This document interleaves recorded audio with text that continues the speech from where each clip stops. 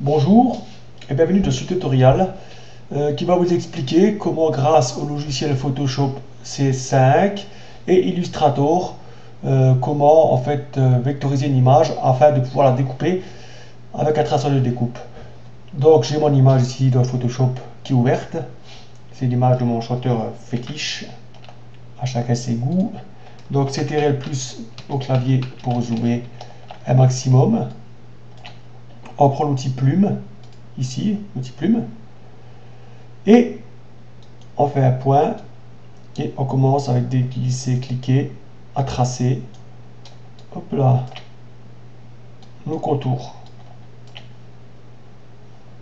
Ici, je vais passer un peu l'intro, hein, je vais quand même un petit peu passer la façon de faire, hein, vous voyez, c'est pas très difficile, clic, glisser. Après, on peut appuyer sur la touche CTRL du clavier pour repositionner, si on veut, le point. Ça nous permet d'avoir un détourage plus adapté par la suite. Donc voilà, hein, je fais ceci. On peut vraiment avec Photoshop faire ce qu'on veut. Vous voyez, on peut un peu adapter la ligne. Donc voilà, je vais passer un peu l'étape. Donc voilà, mon détourage est prêt. J'ai fait le tour du personnage. Maintenant, ce qu'on fait, on clique sur CTRL et sur la ligne, on clique et on voit les poignées qui apparaissent. Clic droit, définir une sélection avec un rayon de 0 pixel. On fait OK. Voilà, on voit maintenant en faisant CTRL- que mon image, en fait, elle est sélectionnée. Donc j'appuie sur suppression. Voici. Mon image détourée. Bon, le détourage était vraiment fait à la boucherie. Hein. C'est pas grave, hein. C'est pas important. C'est vraiment pour vous expliquer. Donc CTRL-D pour désélectionner. Je supprime cette petite partie là qui ne sert vraiment à rien. Donc voilà, supprime aussi. Tiens, hop. Parce que sinon ça va un peu altérer le rendu final. Voilà, clic droit, définir une sélection, OK, et on supprime. Non, je me suis trompé, CTRL Z pour faire marche arrière, CTRL Alt I pour inverser la sélection, suppression. Voilà, CTRL D, je désélectionne. Donc voici mon image qui est détourée. Maintenant, ce qu'on va faire, on va copier le calque deux fois. Donc CTRL J pour copier, une fois, deux fois. On fait disparaître ce calque en bas. On va sur notre premier calque, clic droit, convertir en objet dynamique. Ici aussi, sous le calque du dessous, même chose. Pourquoi? Parce qu'en fait, cette option-là va nous permettre après de pouvoir revenir en fait sur les modifications qu'on va apporter au calque. Voici donc, on va sur notre premier calque. On va dans Filtre, Esquisse, Photocopie. Voilà. On voit déjà un peu ce que ça peut donner. Voilà. On peut ici un peu jouer sur l'obscurcissement qu'on va laisser à fond dans le cas là. Et le détail à fond aussi. Oui, à fond, ce sera bien le détail. Voilà, on met le détail à fond aussi. Allez, roule. On le met à fond. OK. Voilà ce qu'on obtient. Si on fait disparaître, on voit que le calque du dessous est toujours actif. Ce calque-là, idem, filtre, esquisse, tampon. On peut régler aussi le clair foncé. Et j'en passe. Hein. Ça, c'est vous qui voyez après pour faciliter un peu votre découpe plus tard. On peut vraiment le laisser aussi apparemment. Non, pas trop. Voilà. Allez, on fait OK. Voilà, c'est vraiment pour vous montrer l'avantage maintenant qu'on a eu à transformer ces calques en objet dynamique.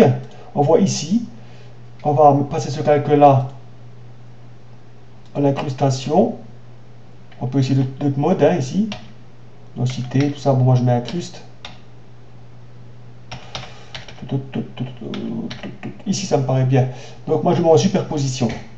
Voilà, l'avantage maintenant d'avoir fait, en fait, convertir ce calque en objet dynamique ici, on peut faire un double clic ici, vous voyez, et on peut, si vous voulez, en temps réel, remodifier en fait le filtre qu'on a appliqué. Vous voyez, en bas là, on voit bien que on peut encore quelque part modifier nos réglages. OK, donc ici c'est pas grave, c'est juste pour vous montrer. On fusionne les calques visibles.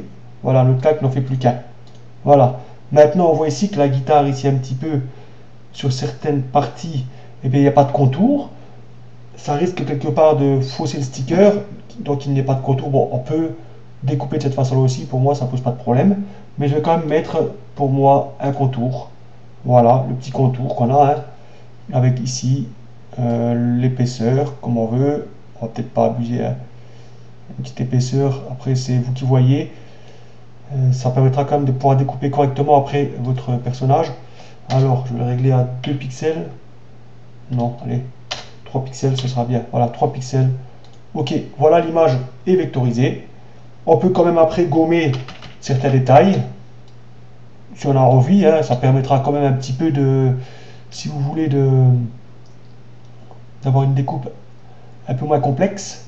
Donc on peut prendre par exemple ici un pinceau standard, une couleur blanche, voilà. À savoir que, en fait, le traceur de découpe découpera simplement, ici je change mon pinceau quand même ici, je remplace les formes, voilà. Non, j'annule, je vais plutôt les réinitialiser, voilà, ok. Je prends ce pinceau là qui est un peu plus dur, voilà. Vous voyez, toutes ces petites choses, il faut les enlever en fait, parce que c'est des choses qui vont être découpées et qui vont être peut-être difficiles à appliquer après sur le mur lors de l'application. Voilà, donc maintenant on voit bien que notre image est à peu près propre. Enfin, moi je vous ai expliqué ça, mais bon, après, ici vous voyez tous ces détails là. Oh, pardon, c'était RZ pour annuler, j'inverse. Voilà, ici ça en fait, c'est pas la peine, il n'y a aucun intérêt à le découper, donc on peut vraiment, voilà, il faut quelque part vraiment traiter l'image quoi. Donc ici on va réduire le pinceau un petit peu, 7 pixels, voilà, l'image elle n'a pas un bon, bonne définition, donc voilà, je fais vraiment grossièrement, hein. C'est vraiment pour que vous voyez un peu l'intérêt en fait du système. Voilà, c'est fait. Voilà, je sauvegarde mon image, fichier, enregistrer sous, je vais sur bureau, voilà, change, personnellement je prends du JPEG, à vous de voir après, j'enregistre, j'annule, je la change maintenant parce que, hop là, allez, Bob, j'enregistre. Ok, voilà. Donc une fois cela fait, l'enregistrement en JPEG, on ouvre Illustrator. C'est le logiciel que j'utilise bien sûr pour vectoriser. Après, chacun fait comme bon lui semble, hein. Et on va chercher sa photo. Sa petite vectorisation ici. Là, voilà pour moi. Vous voyez, elle fait 72 kg. C'est vraiment une image. Bon, essayez de travailler sur des images de meilleure définition en fait, hein. Parce que sinon, on peut recadrer un petit coup là. Voilà. Sinon, si on travaille avec des images de basse résolution, on aura une découpe qui sera pas très propre. Donc voilà, on va objet, vectorisation dynamique, créer, décomposer. Voilà, on a notre vectorisation qui est prête à la découpe. Il n'y a plus qu'à envoyer à votre traceur. Voilà, au revoir et à la prochaine fois.